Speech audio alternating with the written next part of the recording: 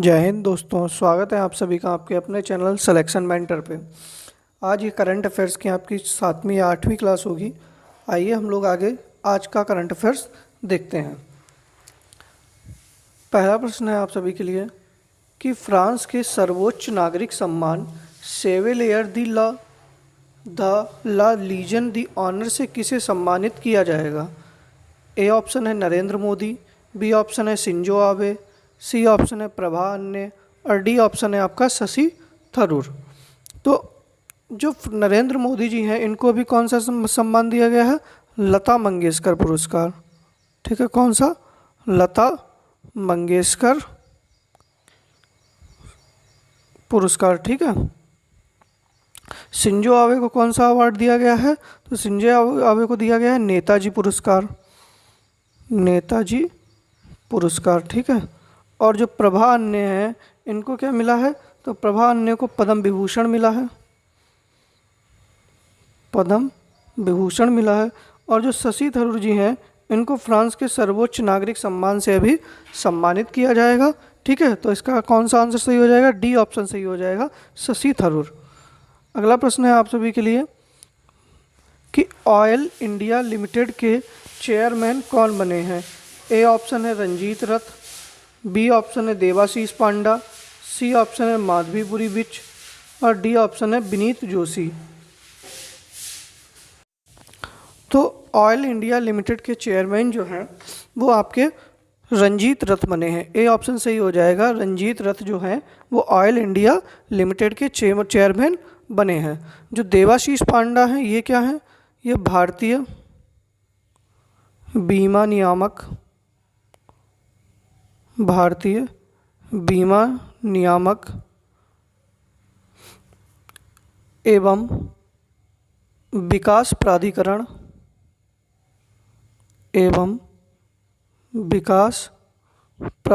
के अध्यक्ष हैं। ठीक है, क्या है? देवाशीष पांड्या का क्या है? आपके भारतीय बीमा नियामक एवं विकास प्राधिकरण के अध्यक्ष हैं। और जो माधवीपुरी बिच हैं ये सेबी की चेयरमैन है। क्या है? सेबी की चेयरमैन है। और जो आपके विनीत जोशी हैं ये क्या हैं? ये सीबीएसई के अध्यक्ष हैं। क्या है? सीबीएसई बोर्ड वाले जो है सीबीएसई के अध्यक्ष हैं। ठीक है, तो आपका जो oil India limited A option सही हो जाएगा, रंजीत रथ इसका सही आंसर है। अगला प्रश्न है कि किस कंपनी ने तकनीकी नवाचारों में सहयोग के लिए इजराइल इनोवेशन अथॉरिटी के साथ समझौता किया है। ए ऑप्शन है रिलायंस इंडस्ट्रीज, बी ऑप्शन है टाटा ग्रुप, सी ऑप्शन है अडानी इंटरप्राइजेज और डी ऑप्शन है एचडीएफसी। तो तकनीकी नवाचारों में सहयोग के लिए इजराइल के साथ अडानी इंटरप्राइजेज ने समझौता किया है। सी ऑप्शन इसका सही हो जाएगा। ठीक है, तो सी ऑप्शन इसका सही है। चौथा प्रश्न है कि सरकार के द्वारा प्राथमिक ऊर्जा मिश्रण में प्राकृतिक गैस को 15% तक बढ़ाने का लक्ष्य किस वर्ष तक निर्धारित किया है। ए ऑप्शन है वर्ष 2023 तक, बी ऑप्शन है वर्ष 2030 तक, सी ऑप्शन है वर्ष 2047 तक और डी ऑप्शन है आपका वर्ष 2070 तक। तो देखो, वर्ष 2030 तक सरकार ने लक्ष्य लिया है उर्वरक क्षेत्र में आत्मनिर्भर बनने का। उर्वरक क्षेत्र में आत्मनिर्भर का। ठीक है, किसका? उर्वरक क्षेत्र में आत्मनिर्भर बनने का। 2030 तक लिया है एचआईवी एड्स को ख़त्म करने का। किसका? एचआईवी एड्स का उन्मूलन या ख़त्म करने का। वर्ष 2047 तक के लिए क्या लिया है कि देश को ऊर्जा स्वतंत्र बनाना। क्या है? ऊर्जा स्वतंत्र देश बनाना। ठीक है, और 2070 तक क्या इन्होंने लिया है? शून्य कार्बन उत्सर्जन। ठीक है, शून्य कार्बन उत्सर्जन। और तो इसका आंसर कौन सा सही हो जाएगा? आपका बी ऑप्शन सही हो जाएगा कि इन्होंने वर्ष 2030 तक जो है वो प्राथमिक ऊर्जा मिश्रण में प्राकृतिक गैस को 15% बढ़ाने तक का लक्ष्य निर्धारित किया है। ठीक है, अगला प्रश्न है हमारे पास में 5वां कि किस राज्य के लंगट सिंह कॉलेज की एस्ट्रोलैब को यूनेस्को हेरिटेज लिस्ट में शामिल किया गया है? ए ऑप्शन है बिहार, बी ऑप्शन है आपका पंजाब, सी ऑप्शन है हरियाणा और डी ऑप्शन है आपका राजस्थान। तो लंगट सिंह कॉलेज की जो एस्ट्रोलैब है यह बिहार में है और बिहार की जो एस्ट्रोलैब है इसको किस में शामिल किया गया है? यूनेस्को की हेरिटेज लिस्ट में शामिल किया गया है। तो ए ऑप्शन सही हो जाएगा। आप सभी लोग बिहार, पंजाब, हरियाणा, राजस्थान के एक एक नेशनल पार्क का नाम बताओ, यहाँ की राजधानी बताइएगा, ठीक है, यहाँ के राज्यपाल, यहाँ की राजधानी और एक एक यहाँ का नेशनल पार्क बताइएगा। मैंने बता रखे हैं इसलिए आप सब लोग कमेंट बॉक्स में बताइएगा। अगला प्रश्न है कि the journey of a nation 75 years Indian economy पुस्तक के लेखक कौन हैं? ठीक है, ए ऑप्शन है स्मृति ईरानी, बी ऑप्शन है संजय बारू, सी ऑप्शन है बिमल जालान और डी ऑप्शन है आपका राजेश तलवार। तो जो स्मृति ईरानी जी हैं इनकी पुस्तक का नाम है लाल सलाम। क्या नाम है? लाल सलाम, ठीक है।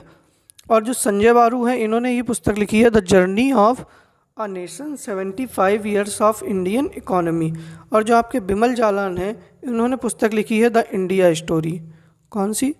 द इंडिया स्टोरी, ठीक है। और जो आपके राजेश तलवार हैं इन्होंने एक पुस्तक लिखी है the boy who wrote a, ठीक है, who wrote a constitution,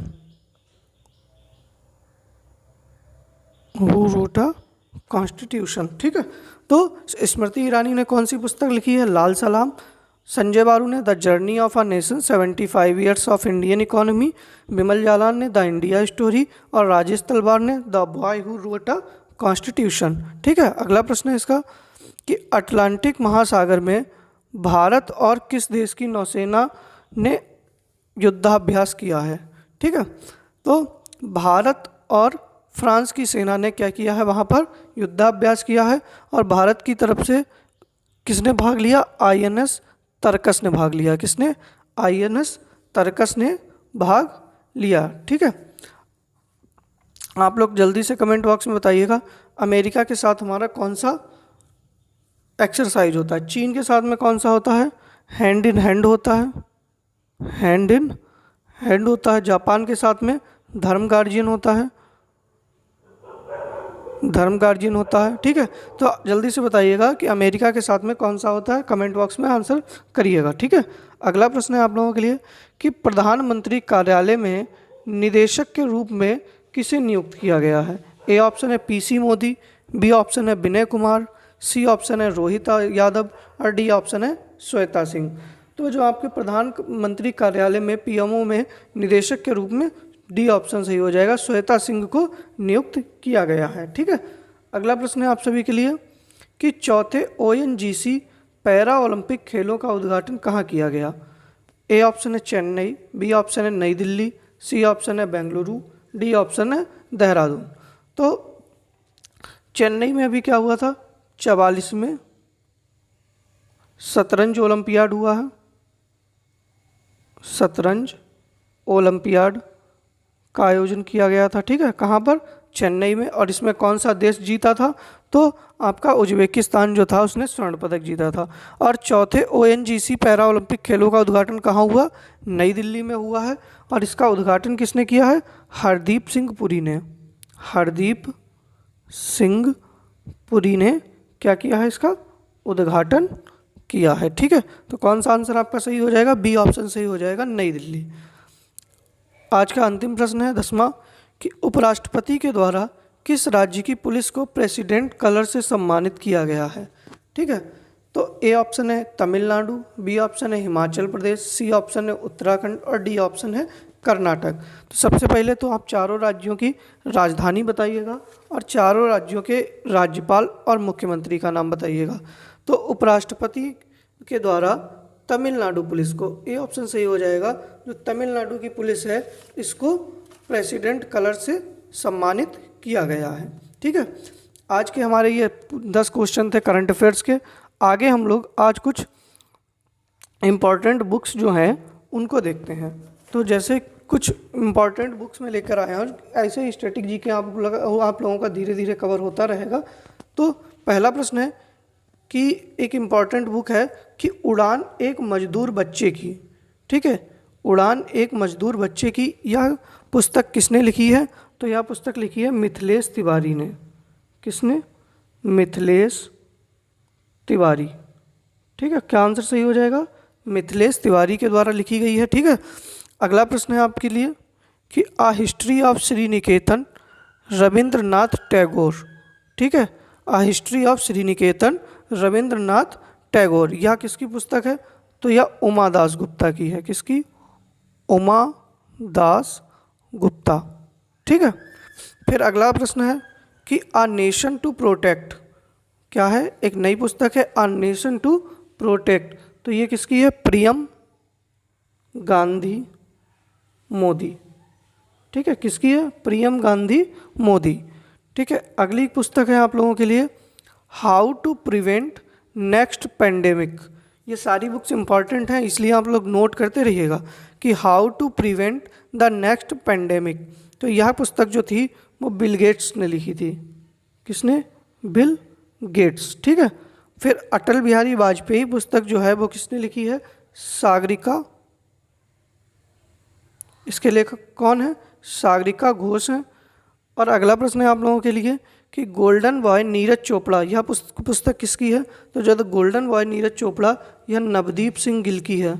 Navdeep Singh Gill.